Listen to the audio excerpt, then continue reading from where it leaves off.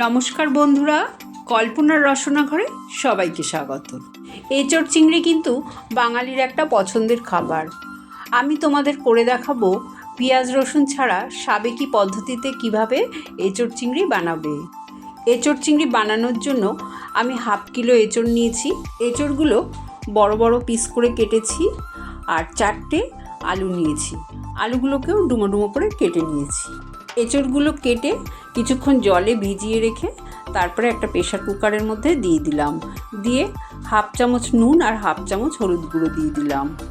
1 glass জল দিয়ে pressure কুকারটা ঢাকনা বন্ধ করে আমি একটা সিটি দিয়ে এঁচোড়গুলো সেদ্ধ করে নেব। একটা বাটিতে 1 চামচ হলুদ গুঁড়ো, 1/2 চামচ লাল লঙ্কার গুঁড়ো, 1 চামচ জিরে গুঁড়ো, 1/2 চামচ চিনি আর অল্প জল দিয়ে মশলার পেস্ট বানিয়ে রাখলাম। 300 গ্রাম চিংড়ি মাছ নিয়েছি। মাছগুলো মাথা লেজা বাদ দিয়ে ভালো করে ধুয়ে পরিষ্কার করে নুন হলুদ মাখিয়ে 10 মিনিট রেখে দিলাম। গ্যাস অন করে কড়াইতে সর্ষের তেল দিয়ে দিলাম। এই রান্নাটা সর্ষের তেলে করলেই বেশি ভালো হবে। তেলটা যখন খুব ভালো মতন গরম হয়ে যাবে আমি কেটে রাখা আলুগুলো দিয়ে দেব। তারপরে 1/2 চামচ নুন আর 1/2 চামচ হলুদ গুঁড়ো দিয়ে দিলাম। নুন হলুদ দিয়ে আলুগুলো লাল লাল করে ভেজে নেব। আলুগুলো আমার লাল লাল করে ভাজা হয়ে গেছে। এবার একটা প্লেটের মধ্যে তুলে রেখে দিলাম। ওই তেলেই আমি সেদ্ধ করা এঁচোড়গুলো দিয়ে দিলাম।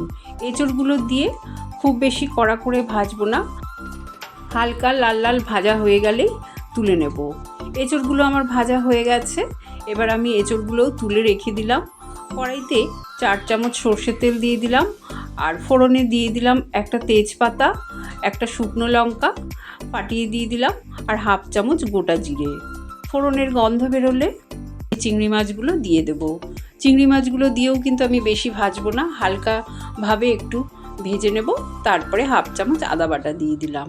আদা বাটা দিয়ে তেলের সাথে একটু নাড়াচাড়া করে কেটে রাখা 2টো টমেটো দিয়ে দিলাম।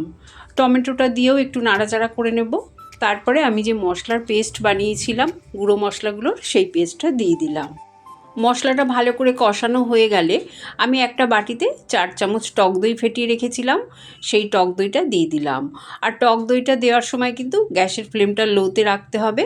তারপরে টক দইটা দিয়ে ভালো করে মশলাটাকে কষিয়ে নিলাম যতক্ষণ না আমার মশলা থেকে তেল ছাড়ছে। মশলাটা আমার খুব ভালো করে কষানো হয়ে গেছে, তেলও ছেড়ে দিয়েছে। এবার আমি ভেজে রাখা আলু আর এঁচোড়গুলো দিয়ে দিলাম আর স্বাদ অনুযায়ী নুনও দিয়ে দিলাম, কারণ এই সময় নুনটা খুব বেশি দেওয়া যাবে না। আমি এঁচোড় সেদ্ধ করার সময়ও নুন দিয়েছিলাম, আলু ভাজার সময়ও নুন দিয়েছিলাম। গ্যাসের ফ্লেমটাকে মিডিয়াম টু লোতে রেখে আরও 5 মিনিট আমি মশলার সাথে এঁচোড় আর আলুটা ভালো করে কষিয়ে নেব। কষানো হয়ে গেলে আমি এখানে 1 বাটি গরম জল দিয়ে দেবো। এই সময়টা কিন্তু তোমরা কখনোই ঠান্ডা জল দেবে না, তাহলে কিন্তু এঁচোড়ের স্বাদটা নষ্ট হয়ে যাবে। আর বেশি জল দেব না, কারণ আমি এঁচোড়টা একটু মাখা মাখা রাখবো। আর এঁচোড়টা বেশি পাতলা হলে খেতেও ভালো লাগবে না। ঝোলটা যখন ভালো করে ফুটে উঠবে 6টা কাঁচা লঙ্কা দিয়ে দিলাম। তারপরে গ্যাসের ফ্লেমটাকে কমিয়ে ঢাকা দিয়ে আমি কিছুক্ষণ রেখে দেবো, যতক্ষণ না আমার আলুটা গলে যাচ্ছে। 7-8 মিনিট পর আমি ঢাকনাটা খুলে নিলাম। খুলে আবার এঁচোড়টা একটু নাড়াচাড়া করে দিলাম। একটা আলু আমি দেখে নেব আলুটা সেদ্ধ হয়েছে নাকি। আলুও আমার সেদ্ধ হয়ে গেছে। এঁচোড় আমার একদম রেডি হয়ে গেছে। এবার আমি দিয়ে দিলাম 1/2 চামচ গরম মশলার গুঁড়ো আর 2 চামচ ঘি আর গরম মশলা দিয়ে ভালো করে নাড়াচাড়া করে গ্যাসের ফ্লেমটা বন্ধ করে আমি কিছুক্ষণ রেখে তারপরে সার্ভ করে দেব।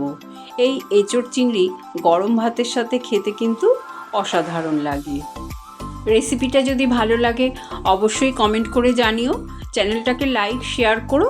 নতুন বন্ধু হয়ে থাকলে সাবস্ক্রাইব করো। সুস্থ থেকো, ভালো থেকো। ধন্যবাদ।